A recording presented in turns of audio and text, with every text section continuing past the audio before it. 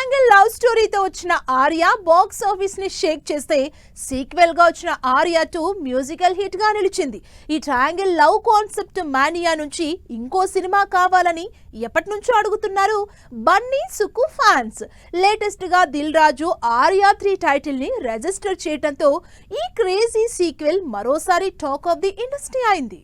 Arya cinema హీరోగా Allu Arjun, director గా Sukumar career ని మలుపు తిప్పిన సినిమా.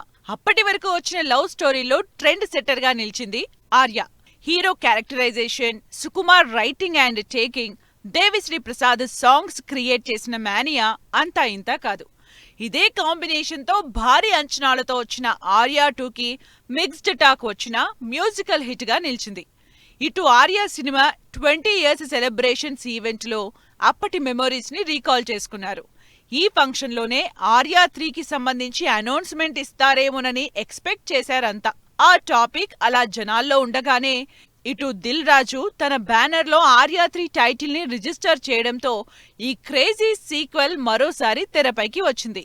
ప్రొడ్యూసర్ దిల్ రాజు తన బ్యానర్ శ్రీ వెంకటేశ్వర క్రియేషన్స్ లో ఆర్య 3 టైటిల్ ని ఫిలిం ఛాంబర్ లో రిజిస్టర్ చేయించారనే న్యూస్ వైరల్ అవుతోంది. దీంతో బన్నీ సుక్కు కలిసి మరో ఇంట్రెస్టింగ్ లవ్ స్టోరీని ప్లాన్ చేస్తున్నారా అనే క్యూరియాసిటీ పెరిగిపోతుంది జనాల్లో. మరోవైపు ఆర్య 3 టైటిల్ ను తన మేనలుడు ఆశీష్ రెడ్డి కొత్త ప్రాజెక్టు కోసమే రిజిస్టర్ చేశారంటూ మరో టాక్ కూడా నడుస్తోంది.